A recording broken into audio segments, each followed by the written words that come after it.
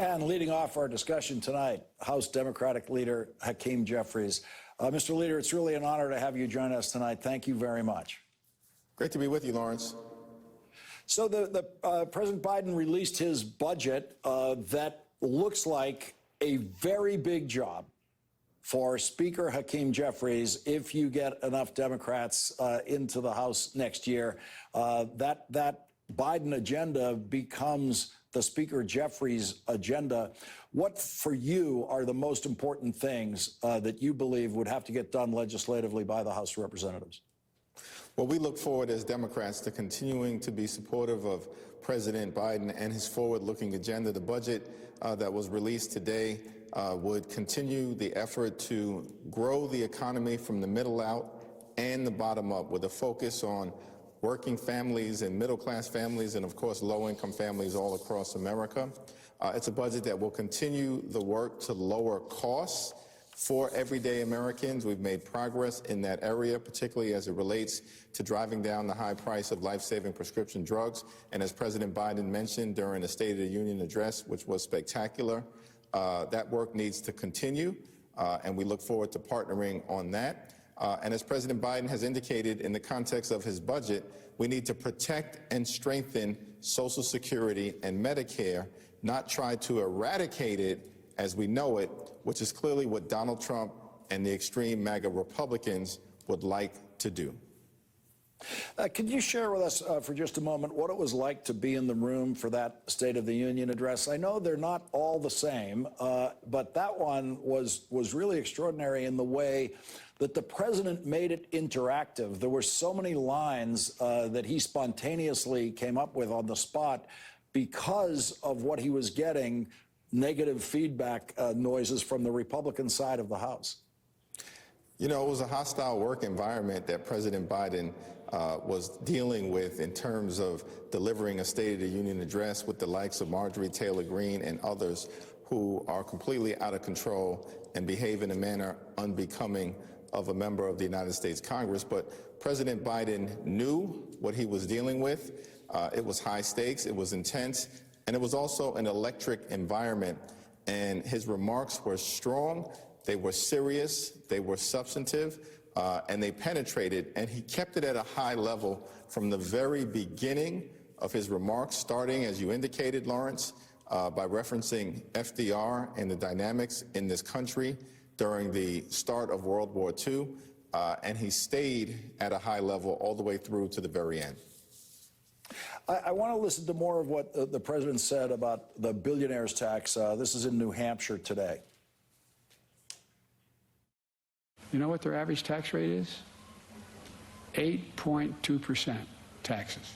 Anybody want to trade their tax rate? No, I'm serious. If we just charge them, had a tax code that charged them 25%, not the highest rate, 25%. You know how much that would raise over the next 10 years? $400 billion. $40 billion a year. Imagine what we could do. From cutting the deficit to providing for child care, to providing health care, to continue to provide our military with all they need. As you know, we've been in a cycle for decades now where Republican presidents come into office with Republican assistants in the Congress, and they enact stunning tax cuts that dramatically increase the budget deficit, dramatically increase the national debt.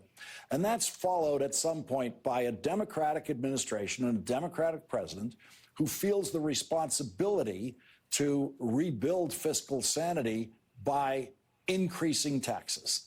And in that cycle over the decades, I haven't heard a Democrat find the case, make the case in speeches for the Democratic tax policy better than I heard Joe Biden in the State of the Union address and now out on the campaign trail since then.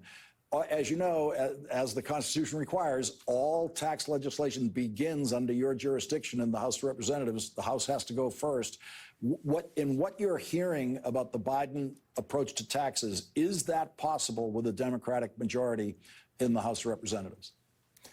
I certainly believe so, and we support President Biden's vision for making sure that that we have a tax code that is centered on economic growth and growing the middle class and all those Americans who aspire to be part of it, and through things like the enhanced and improved child tax credit, which was part of the American Rescue Plan, but then Republicans allowed it to lapse.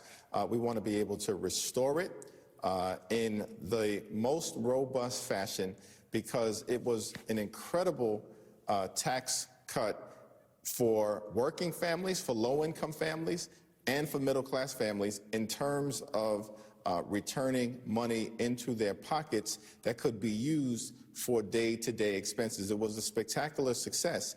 And when you juxtapose that with the extreme MAGA Republican vision, when they had the ability to address tax code issues, what was their response? The GOP tax scam, where 83% of the benefits went to the wealthiest 1% and saddled our children and grandchildren with $2 trillion worth of debt unnecessarily in order to subsidize the lifestyles of the wealthy, the well-off, and the well-connected.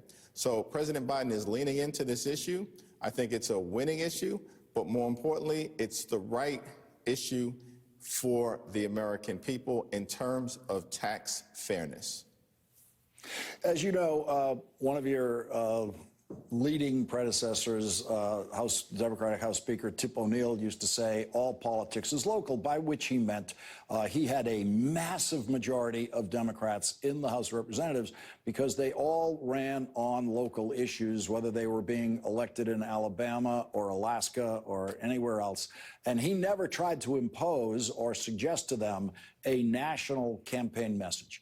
Has that balance changed? Surely House races do involve local issues, but is there a new balance in which the House races that you're looking at this year also have a unifying national message? Well, we have a top-line lens in terms of how we are conducting ourselves here in Washington, D.C., that I think unifies the caucus from progressives to New Dems to Blue Dogs, all points in between, which is that we're going to continue to put people over politics and to focus on kitchen table, bread and butter issues like lowering costs, better paying jobs, growing the middle class, and of course keeping our communities safe.